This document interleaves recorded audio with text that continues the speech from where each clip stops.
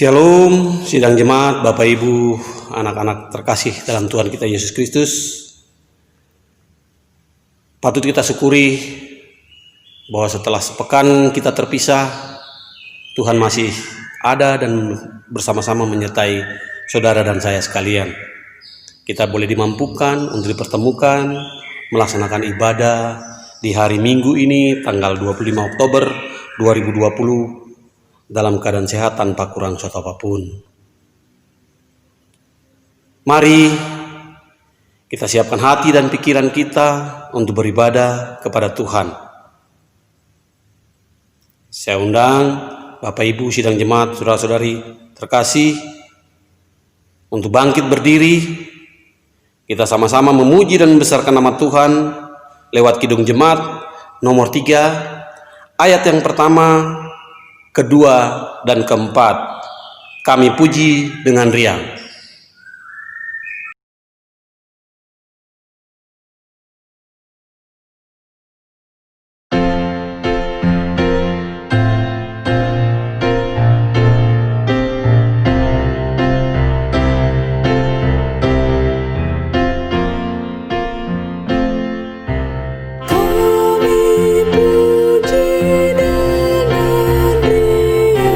Di Kau Allah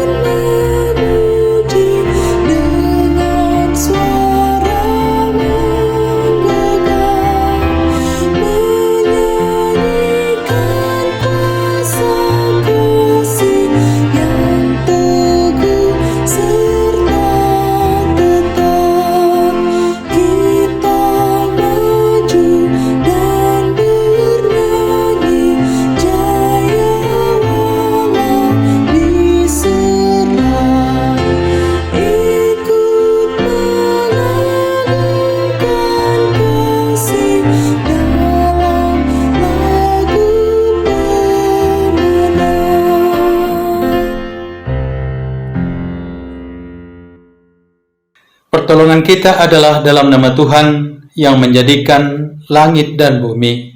Amin. Salam sejahtera bagi kamu semua. Salam bagimu juga.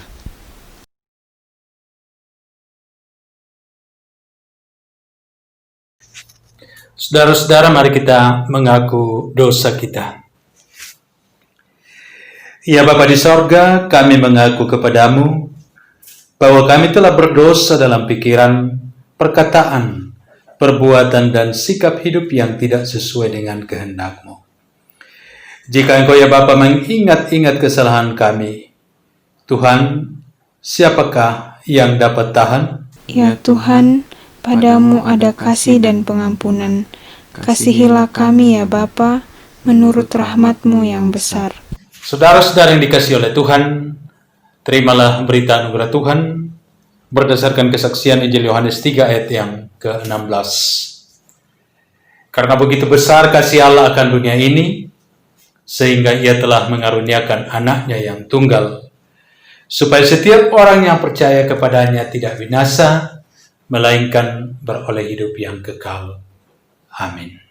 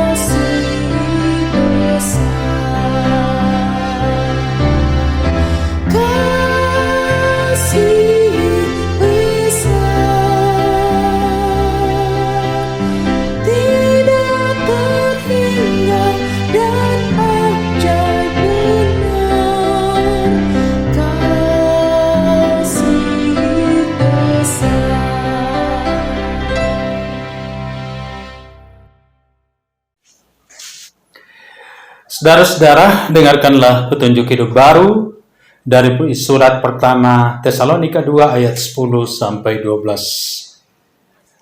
Kamu adalah saksi, demikian juga Allah, betapa saleh, adil dan tak bercacatnya kami berlaku di antara kamu yang percaya. Kamu tahu betapa kami seperti bapa terhadap anak-anaknya, telah menasihati kamu dan menguatkan hatimu seorang demi seorang, dan meminta dengan sangat supaya kamu hidup sesuai dengan kehendak Allah yang memanggil kamu ke dalam kerajaan dan kemuliaannya. Amin. Mari kita bermazmur kepada Tuhan secara berbalasan dari Mazmur pasal 1 ayat 1 sampai 6. Jalan orang benar dan jalan orang fasik. Berbahagialah orang yang tidak berjalan menurut nasihat orang fasik, yang tidak berdiri di jalan orang berdosa, dan yang tidak duduk dalam kumpulan pencemooh, tetapi yang kesukaannya ialah Taurat Tuhan, dan yang merenungkan Taurat itu siang dan malam. Ia seperti pohon yang ditanam di tepi aliran air, yang menghasilkan buahnya pada musimnya, dan yang tidak layu daunnya. apa saja yang diperbuatnya berhasil.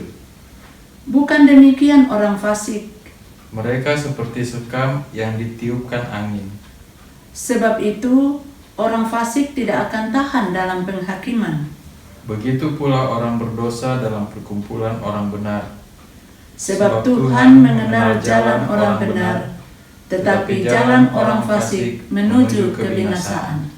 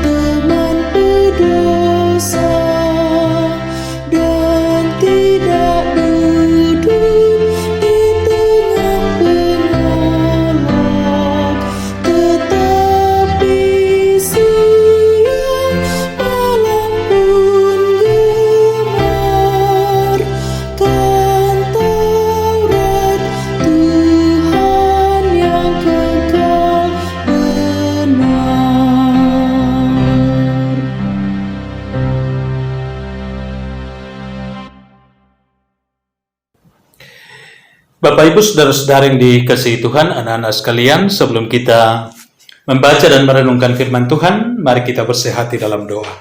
Kita berdoa. Terpuji Engkau Allah Tuhan kami, penyertaan-Mu sempurna bagi kami semua sepanjang sepekan kerja yang lalu.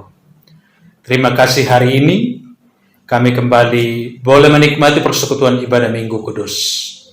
Kami hendak membaca dan merenungkan kebenaran firman-Mu. Kiranya urapan kuasa Roh Kudus menolong setiap kami, sehingga kami dimampukan untuk membuka hidup kami diterangi oleh kebenaran firman-Mu. Ya Bapa, pakai hamba-Mu dalam segala ketidaklayakan untuk menjadi penyambung lidah Tuhan bagi jemaat hari ini. Bapa di sorga, berfirmanlah, kami siap mendengarkannya. Dalam Kristus Yesus kami berdoa. Amin.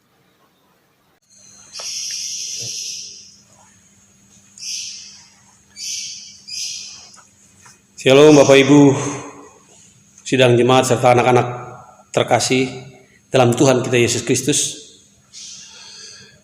Pada ibadah hari ini kita akan sama-sama membaca merenungkan akan firman Tuhan, di mana pada kesempatan ini ada 3 pembacaan. Pembacaan pertama terambil dari kitab Perjanjian Lama, Imamat pasal 19 ayat 1 sampai dengan ayatnya yang ke-18. Pembacaan kedua dari Perjanjian Baru 1 Tesalonika 2 ayat 1 sampai dengan ayatnya yang ke-12.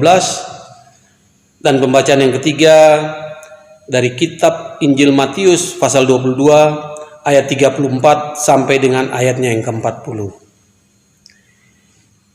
Imamat pasal 19 ayat 1 sampai dengan ayatnya yang ke-18. Demikian firman Tuhan. Kudusnya hidup. Tuhan berfirman kepada Musa, "Berbicaralah kepada segenap jemaah Israel dan katakan kepada mereka, kuduslah kamu, sebab aku, Tuhan Allahmu, kudus. Setiap orang di antara kamu haruslah menyegani ibunya dan ayahnya dan memelihara hari-hari Sabatku. Akulah Tuhan Allahmu. Janganlah kamu berpaling kepada berhala-berhala dan janganlah kamu membuat bagimu dewa tuangan. Akulah Tuhan Allahmu. Apabila kamu mempersembahkan korban keselamatan kepada Tuhan, kamu harus mempersembahkannya sedemikian hingga Tuhan berkenan akan kamu. Dan haruslah itu dimakan pada hari mempersembahkannya, atau boleh juga pada keesokan harinya. Tetapi apa yang tinggal sampai hari yang ketiga haruslah dibakar habis. Jikalau dimakan juga pada hari yang ketiga, maka itu menjadi sesuatu yang jijik dan Tuhan tidak berkenan akan orang itu. Siapa yang memakannya akan menanggung kesalahannya sendiri, karena ia telah melanggar kekudusan persembahan kudus yang kepada Tuhan. Nyawa orang itu haruslah dilenyapkan dari antara orang-orang sebangsanya. Pada waktu kamu menuai hasil tanahmu, janganlah kau sabit ladangmu habis-habis sampai ke tepinya. Dan janganlah kau pungut apa yang ketinggalan dari penuaianmu. Juga sisa-sisa buah anggurmu janganlah kau petik untuk kedua kalinya. Dan buah yang berjatuhan di kebun anggurmu janganlah kau pungut. Tetapi semuanya itu harus kau tinggalkan bagi orang miskin dan bagi orang asing. Akulah Tuhan Allahmu. Janganlah kamu mencuri, janganlah kamu berbohong, dan janganlah kamu berdusta seorang kepada sesamanya. Janganlah kamu bersumpah dusta demi namaku, supaya engkau jangan melanggar kekudusan nama Allahmu. Akulah Tuhan. Janganlah engkau memeras sesamamu manusia, dan janganlah engkau merampas. Janganlah kau tahan upah seorang pekerja harian sampai besok harinya. Janganlah kau kutuki orang tuli, dan di depan orang buta janganlah kau taruh batu sandungan. Tetapi engkau harus takut akan Allahmu. Akulah Tuhan.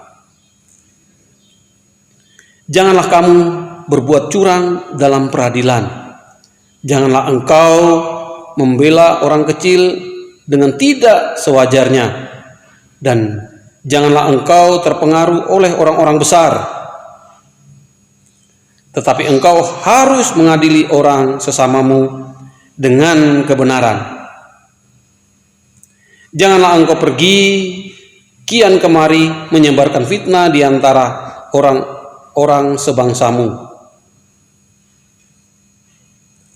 Janganlah engkau mengancam hidup sesamamu manusia. Akulah Tuhan. Janganlah engkau membenci saudaramu di dalam hatimu, tetapi engkau harus berterus terang menegur orang sesamamu, dan janganlah engkau mendatangkan dosa kepada dirimu karena dia. Janganlah engkau menuntut balas, dan janganlah menaruh dendam terhadap orang-orang sebangsamu, melainkan kasihilah sesamamu manusia seperti dirimu sendiri. Akulah Tuhan. Pembacaan firman Tuhan yang kedua dari kitab pertama Tesalonika pasal 2 ayat 1 sampai 12. Dengan judul pelayanan Paulus di Tesalonika. Kamu sendiri pun memang tahu, saudara-saudara, bahwa kedatangan kami di antaramu tidaklah sia-sia. Tetapi sungguh pun kami sebelumnya, seperti kamu tahu, telah dianiaya dan dihina di Filipi. Namun dengan pertolongan Allah kita, kami beroleh keberanian untuk memberitakan Injil Allah kepada kamu dalam perjuangan yang berat. Sebab nasihat kami tidak lahir dari kesesatan atau dari maksud yang tidak murni, dan juga tidak disertai tipu daya. Sebaliknya, karena Allah telah menganggap kami layak untuk mempercayakan Injil kepada kami, karena itulah kami berbicara, bukan untuk menyukakan manusia, melainkan untuk menyukakan Allah yang menguji hati kita. Karena kami tidak pernah bermulut manis, hal itu kamu ketahui, dan tidak pernah mempunyai maksud loba yang tersembunyi. Allah adalah saksi. Juga tidak pernah kami mencari pujian dari manusia, baik dari kamu maupun dari orang-orang lain, sekalipun kami dapat berbuat demikian sebagai rasul-rasul Kristus. Tetapi kami berlaku ramah di antara kamu, sama seperti seorang ibu mengasuh dan merawati anaknya. Demikianlah kami, dalam kasih sayang yang besar akan kamu, bukan saja rela membagi Injil Allah dengan kamu, tetapi juga hidup kami sendiri dengan kamu, karena kamu telah kami kasihi. Sebab kamu masih ingat, saudara-saudara, akan usaha dan jerih lelah kami. Sementara kami bekerja siang malam, supaya jangan menjadi beban bagi siapapun juga di antara kamu, kami memberitakan Injil Allah kepada kamu. Kamu adalah saksi, demikian juga Allah, betapa saleh, adil dan tak bercacatnya kami berlaku di antara kamu yang percaya. Kamu tahu betapa kami seperti bapa terhadap anak-anaknya telah menasihati kamu dan menguatkan hatimu seorang demi seorang, dan meminta dengan sangat supaya kamu hidup sesuai dengan kehendak Allah yang memanggil kamu ke dalam kerajaan dan kemuliaannya. Haleluya.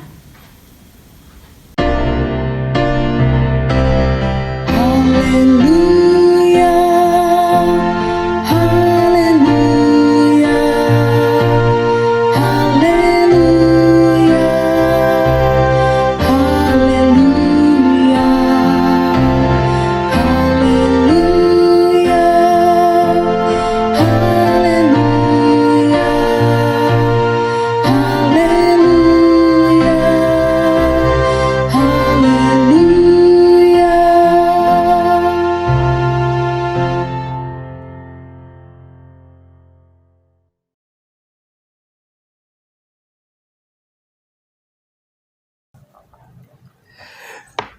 Saudara-saudara, bacaan ketiga kita dari kitab Injil Matius 22 ayat 34 sampai 40. Matius 22 ayat 34 sampai 40. Firman Tuhan, hukum yang terutama. Ketika orang-orang Farisi mendengar bahwa Yesus telah membuat orang-orang Saduki itu bungkam, berkumpullah mereka, dan seorang dari mereka, seorang ahli Taurat, bertanya untuk mencobai dia. Guru, hukum manakah yang terutama dalam hukum Taurat? Jawab Yesus kepadanya, kasihilah Tuhan Allahmu dengan segenap hatimu, dan dengan segenap jiwamu, dan dengan segenap akal budimu. Itulah hukum yang terutama dan yang pertama. Dan hukum yang kedua yang sama dengan itu ialah, kasihilah sesamamu manusia seperti dirimu sendiri. Pada kedua hukum inilah tergantung seluruh hukum Taurat dan kitab para nabi. Amin.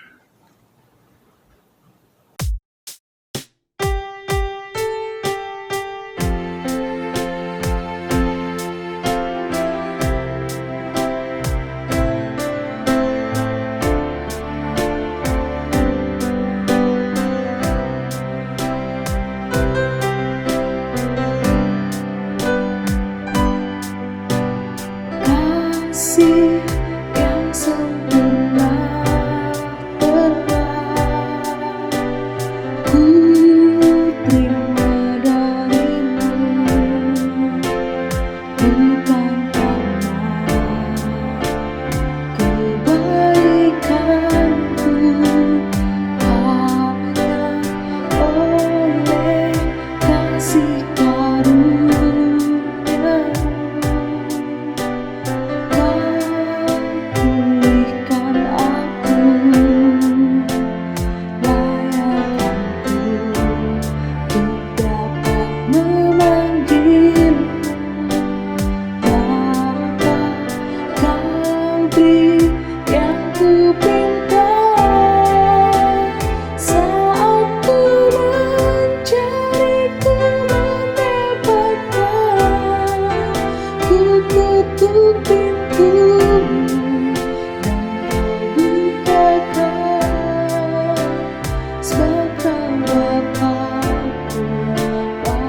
yang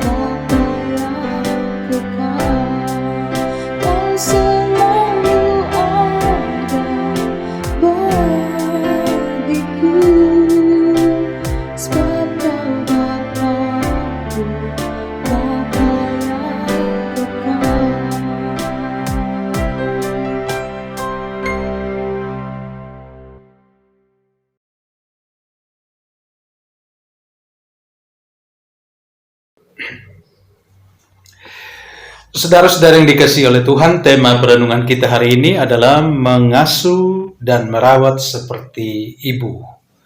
Mengasuh dan merawat seperti ibu. Tema ini dipilih dalam rangka memaknai hari ulang tahun Persekutuan Kaum Bapa Gereja Toraja yang ke-12 dalam penekanan pada kasih, yaitu kasih yang tulus sebagai dasar untuk membangun kehidupan bersama, baik di tengah-tengah keluarga, di tengah jemaat, masyarakat bangsa. Nah, untuk itu kita akan belajar pada pembacaan kita hari ini. Nah, saudara-saudara, surat Rasul Paulus kepada jemaat Tesalonika ditujukan kepada orang-orang Kristen yang sedang berada di awal penganiayaan dan penindasan. Mereka ketahuan bahwa mereka Kristen saja sudah membawa resiko, bisa kehilangan pekerjaan, bisa tidak naik pangkat, malah bisa dipenjarakan dan dihukum mati.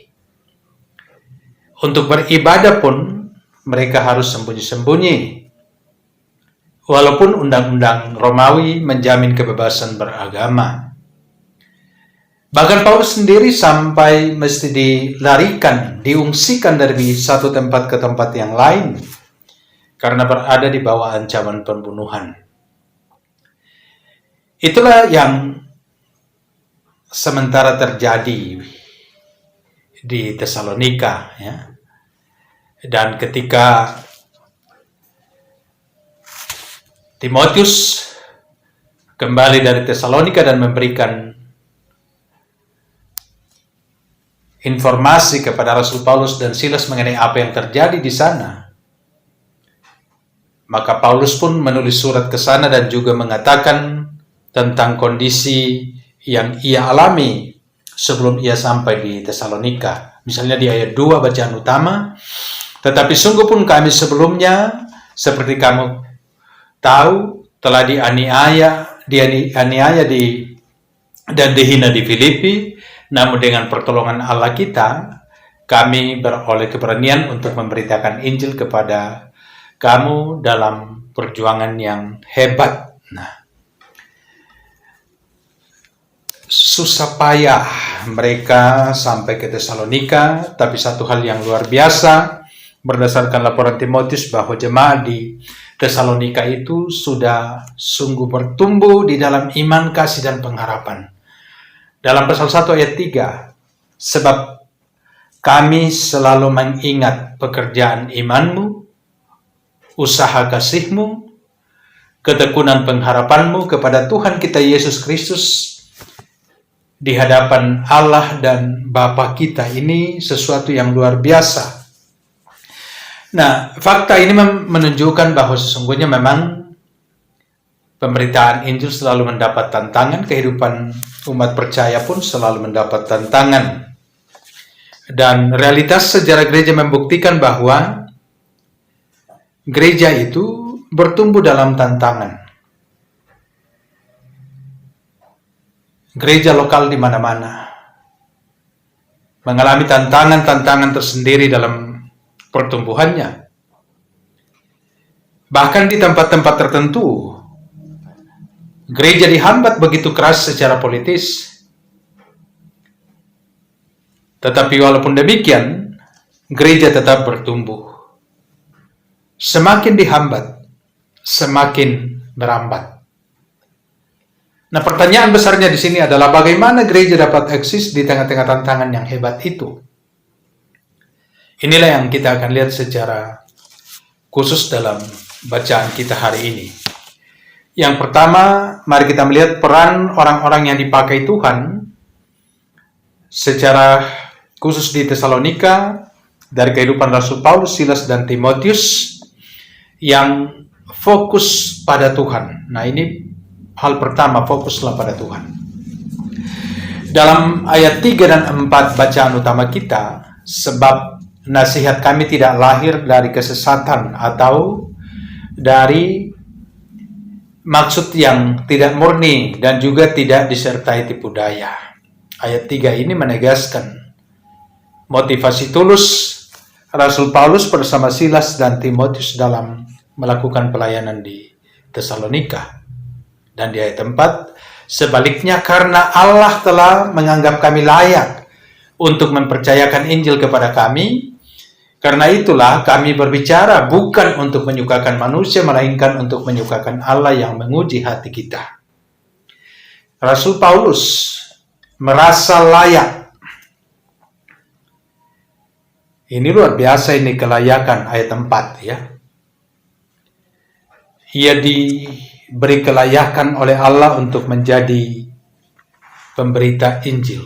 Nah, dan di dalam ayat 5 dan 6, karena kami tidak pernah bermulut manis, hal itu kamu ketahui, dan tidak pernah mempunyai maksud loba yang tersembunyi.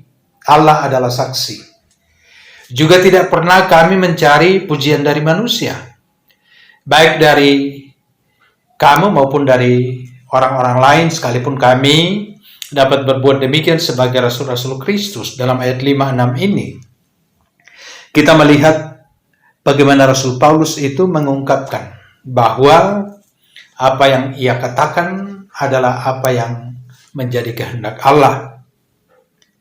Ia tidak bermulut manis, tidak mencari atau tidak mempunyai maksud loba, kepentingan ekonomi, ya. Tidak mencari pujian dari manusia. Nah, saya kira dari sini kita bisa belajar tentang motivasi kita dalam melakukan tanggung jawab kita di masa kini dan ke depan. Bahwa kita harus hati-hati dengan motivasi kita, termasuk dalam pelayanan. Karena motivasi itu dapat dibelokkan oleh iblis untuk menyenangkan telinga manusia. Ini bisa saja terjadi. Manusia dibelokkan dalam motivasi tulusnya oleh iblis untuk menyenangkan hati manusia. Dan manusia juga lewat telinganya dibelokkan oleh iblis untuk mau mendengar yang sesuai dengan seleranya saja. Dibelokkan untuk menyenangkan hati manusia. Ya, kalau orang tidak suka dengar, tidak dikatakan sekalipun itu adalah firman Tuhan. Juga motivasi bisa dibelokkan untuk kepentingan ekonomi. Nah, ini semua harus diwaspadai di dalam kita mengangkat berbagai tanggung jawab yang Tuhan karuniakan, ya. Karena itu, Bapak Ibu Saudara-saudara, kita diingatkan oleh kebenaran firman Tuhan hari ini bahwa luruskanlah niat kita. Kita melakukannya untuk Tuhan. Teguhkan motivasi kita, jangan mau dibelokkan oleh pengaruh buruk kuasa iblis yang mengarahkan motivasi itu untuk kemuliaan diri atau menyenangkan orang lain saja. Fokuslah pada Tuhan. Ini telah terbukti dalam sejarah gereja sejak gereja mula-mula. Tuhan berkarya lewat orang-orang jujur, lewat orang-orang tulus, dan orang-orang yang penuh kasih kepada Allah dan kepada sesama, termasuk Rasul Paulus dalam bacaan kita. Karena itu sekali lagi, mari luruskan niat kita, teguhkan motivasi kita, dan fokus sajalah pada Allah. Saudara-saudara yang dikasihi oleh Tuhan, hal kedua yang hendak kita renungkan adalah sikap fokus pada Tuhan itu melahirkan kasih yang tulus. Jadi di sini kita akan melihat tentang kasih yang tulus dan kasih yang sempurna. Penggambaran kasih yang tulus dalam bacaan utama kita di ayat 7 sampai 12. Dalam ayat 7, tetapi kami berlaku ramah di antara kamu sama seperti seorang ibu mengasuh dan merawati anaknya.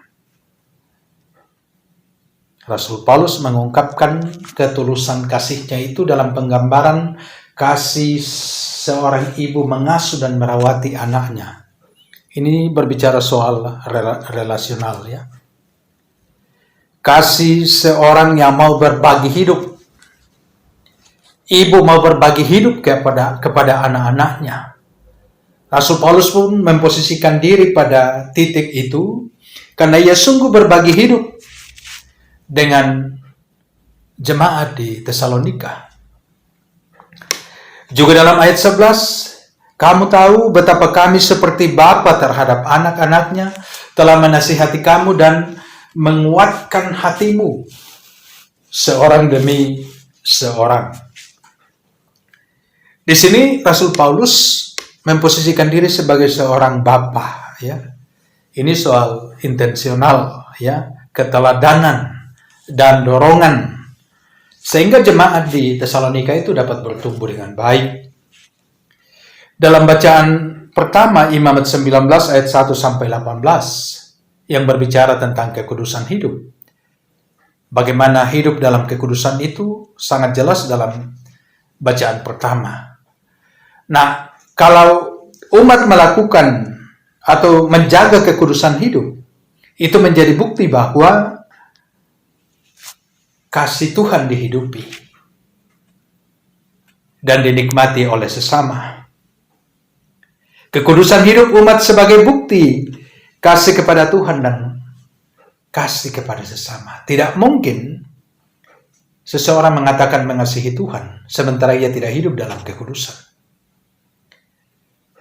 Tidak mungkin seseorang menyatakan mengasihi sesamanya dengan penuh ketulusan tanpa ia hidup dalam kekudusan. Juga dalam Matius 22 secara khusus di ayat 37 sampai 40 yang berbicara tentang hukum yang terutama, yaitu kasih kepada Allah dan kasih kepada sesama. Bagi Tuhan Yesus,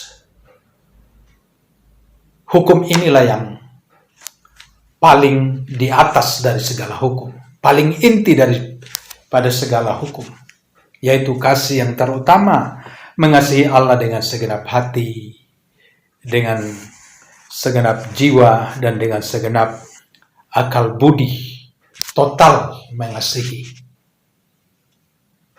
Dan hukum yang kedua yang sama dengan itu, kasih kepada Allah sama saja dengan hukum kasih kepada sesama, nilainya sama. Nah, saudara-saudara, kasih manusia adalah kasih yang terbatas dan tidak sempurna. Nah, pertanyaan adalah bagaimana manusia dapat terhisap ke dalam kasih yang sempurna milik Tuhan itu.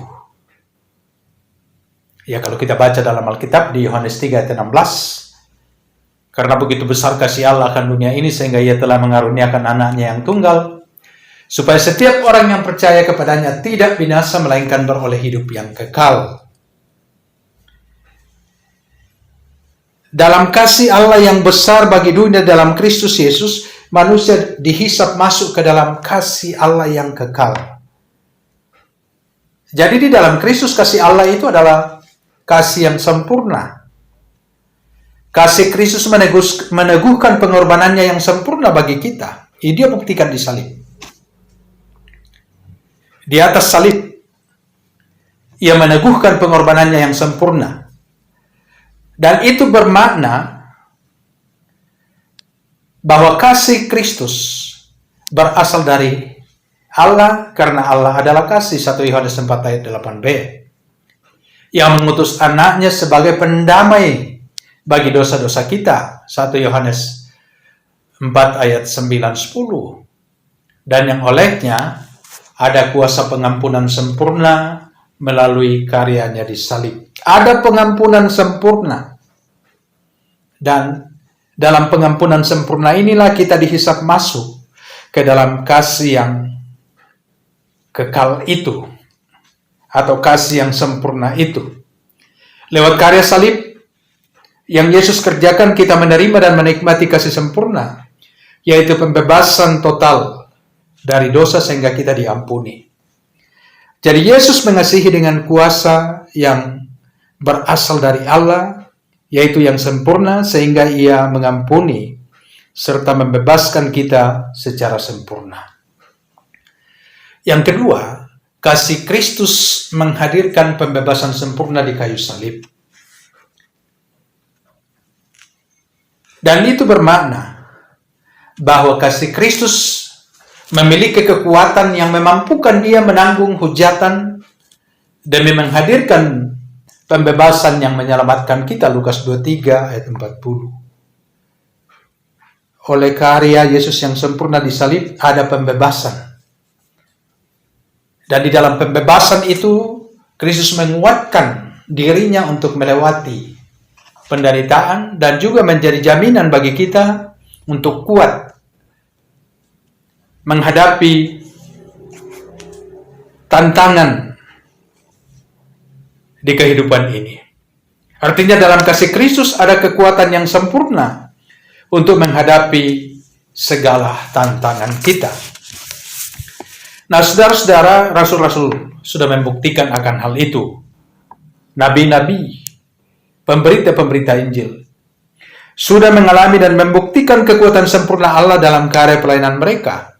Itu juga yang akan menjadi kekuatan kita dalam mengangkat tanggung jawab kita pada berbagai bidang kehidupan. Jadi kesempurnaan hanya dapat kita nikmati di dalam Kristus. Kita dapat kuat karena Tuhan. Bukankah itu sebuah kesempurnaan? Kita dapat sempurna karena Tuhan yang menghisap kita ke dalam kesempurnaannya. Ini ditegaskan dalam Matius 5 ayat 48. Karena itu haruslah kamu sempurna, sama seperti Bapamu yang di sorga adalah sempurna. Karena itu Bapak Ibu Saudara-saudara, anak-anak semua,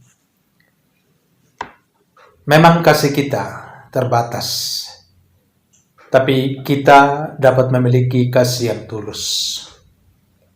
Dan di dalam Kristus Yesus, yang adalah wujud kasih Allah yang sempurna, kita dihisap, ditarik masuk untuk menikmati kasih yang sempurna di dalam Tuhan. Supaya tindakan kita, tutur kata kita, sikap hidup kita sungguh mencerminkan kemuliaan Kristus yang boleh terpancar dari kehidupan kita. Hanya dengan itu, kita akan dapat berkontribusi positif dalam upaya membangun kehidupan bersama, baik di rumah masing-masing, di persekutuan kita, di tengah-tengah masyarakat, bangsa, di tempat kerja masing-masing. Di sana Tuhan mengutus kita untuk bekerja dengan motivasi yang tulus, dengan kasih yang tulus, sehingga kita terhisap ke dalam kasih yang sempurna di dalam Kristus. Itu akan memampukan kita terus membawa kebaikan-kebaikan, dan pada titik itulah kita menampilkan sikap hidup yang mengasuh dan merawat seperti seorang ibu. Amin. Saudara-saudara, mari bersatu teduh sejenak, meresponi kebenaran firman yang kita sudah terima. Kita bersatu teduh.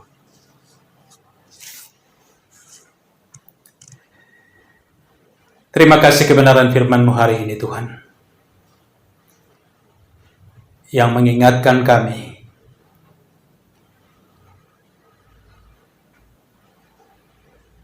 untuk membuka hati, hidup kami, segala aktivitas kerja dan pelayanan kami dalam kasih yang benar di hadapan Tuhan dan bagi sesama.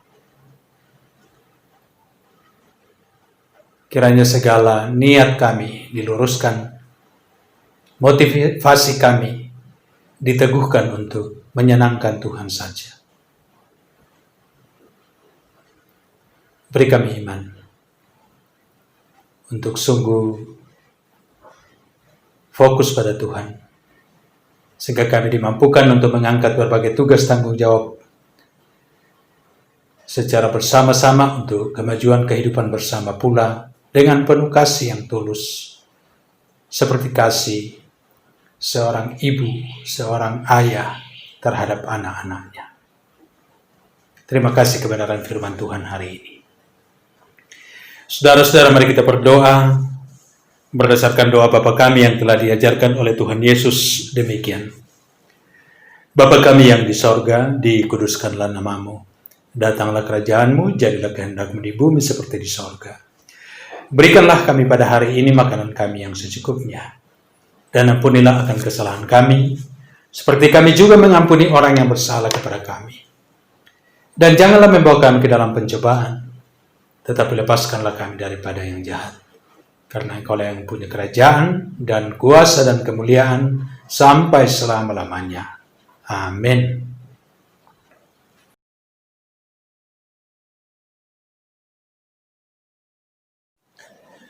Saudara-saudara, bersama dengan semua orang percaya di segala tempat dan segala abad, mari kita ikrarkan pengakuan iman kita berdasarkan rumusan pengakuan iman rasuli sebagai berikut.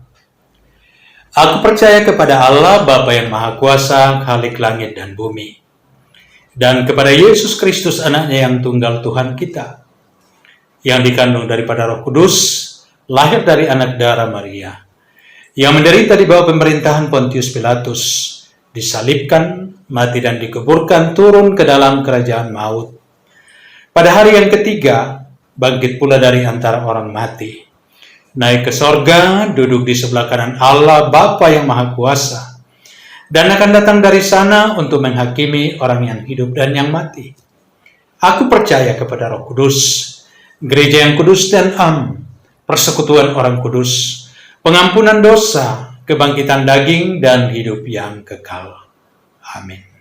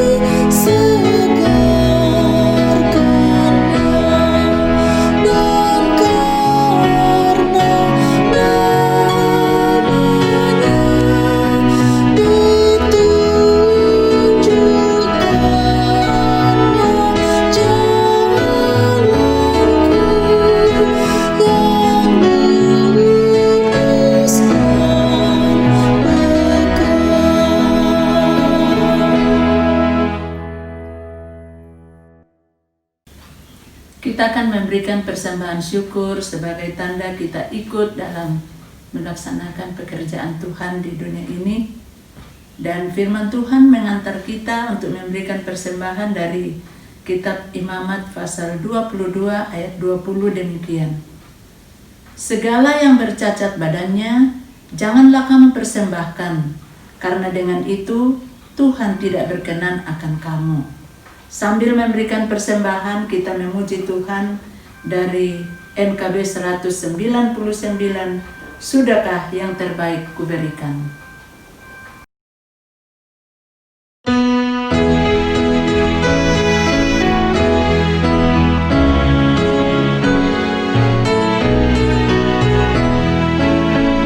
Sudahkah yang terbaik kuberikan kepada Yesus Tuhanku, besar pengorbanannya di Kalvari, di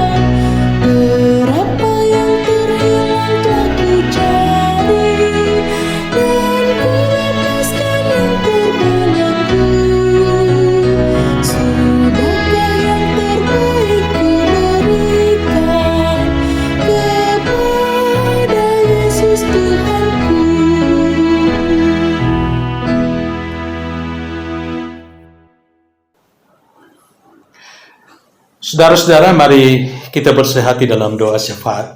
Mari kita berdoa. Kami bersyukur Tuhan untuk pelaksanaan ibadah hari ini. Terima kasih juga untuk kebenaran firman-Mu yang boleh kami terima. Terima kasih untuk persekutuan iman yang boleh kami nikmati dari rumah masing-masing.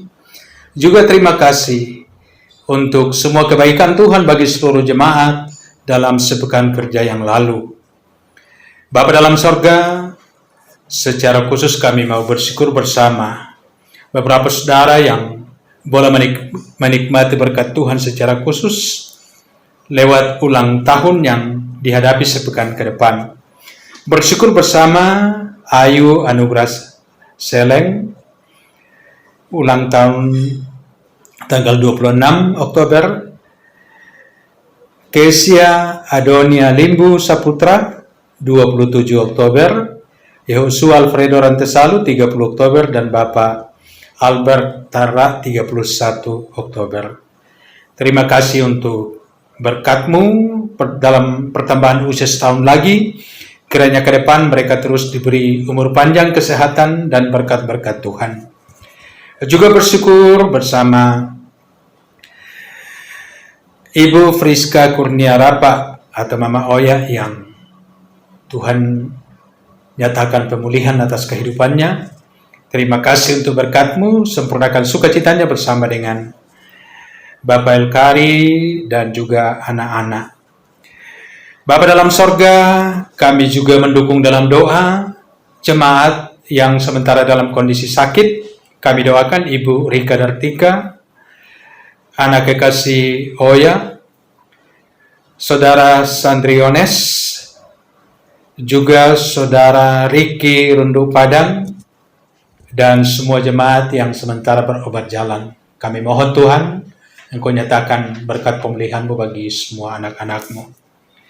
Juga berdoa untuk para orang tua kami di tengah-tengah jemaat dalam usia indah, lansia. Tuhan tetap karuniakan kesehatan yang baik, kekuatan yang cukup, sukacita, dan juga peliharakan hidup mereka dengan berkat-berkat-Mu siang dan malam.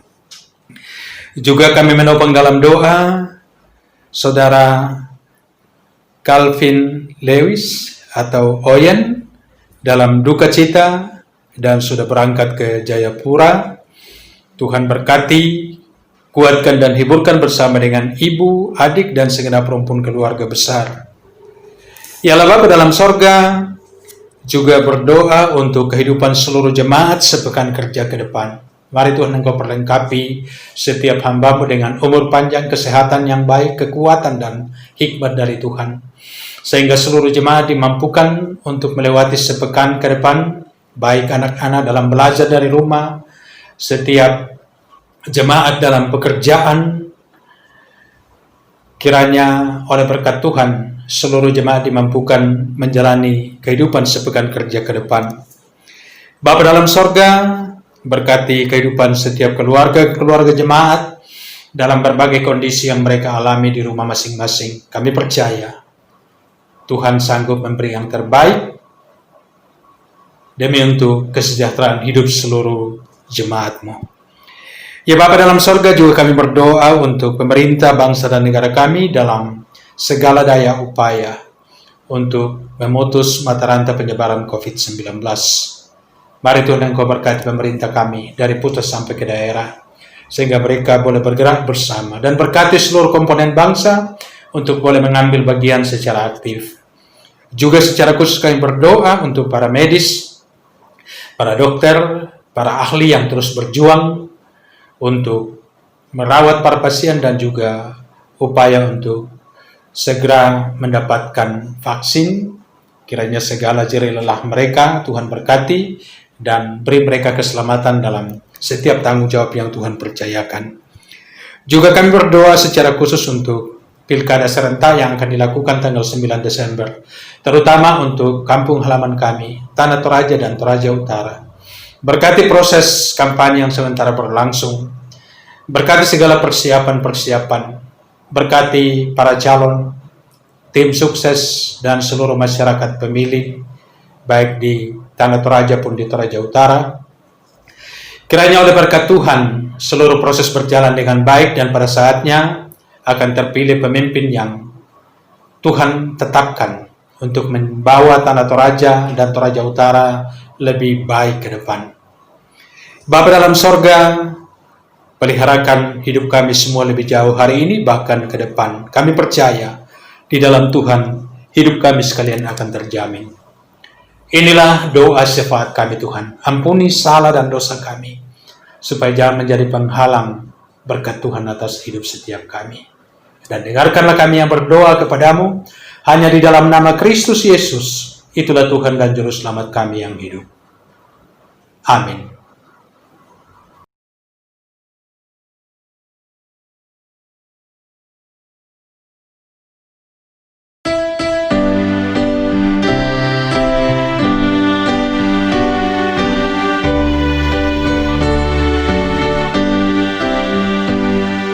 Kita sudah ditebus oleh-Nya, kini layanilah behalus-Mu.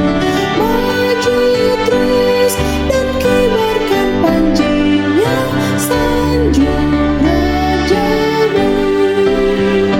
Mari bawa padanya segenap talenta-Mu, serta hidup mengikuti firman-Nya.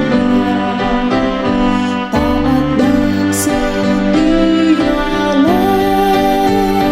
walau sukar jalanmu.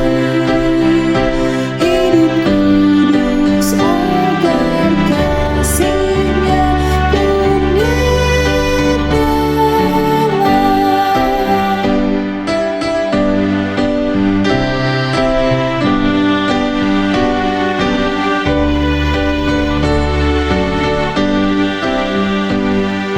Dan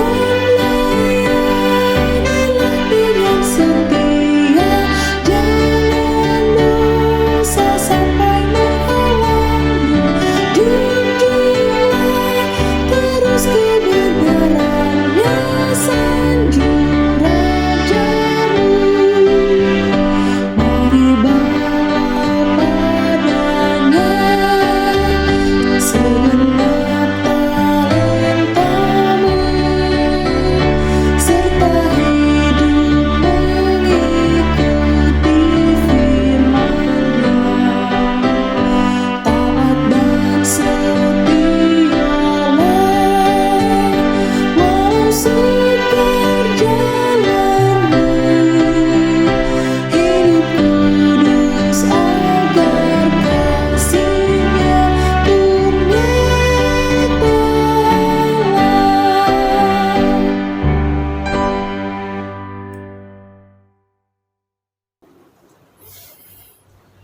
Saudara-saudara, Bapak Ibu, pemuda-pemudi dan anak-anakku sekalian, pergilah, nikmatilah kehidupan bersama dalam tanggung jawab penuh dengan penuh kasih kepada Tuhan dan kepada sesama kita. Lanjutkan kehidupanmu dan terimalah berkat Tuhan. Tuhan memberkati engkau dan melindungi engkau. Tuhan menyinari engkau dengan wajah-Nya dan memberi engkau kasih karunia. Tuhan menghadapkan wajah-Nya kepadamu dan memberi engkau damai sejahtera. Amin.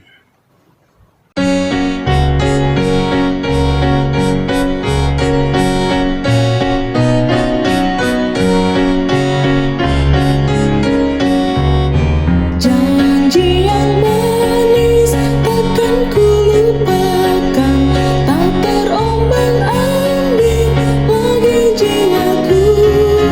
Walau lomba hidupku penuh awan, pasti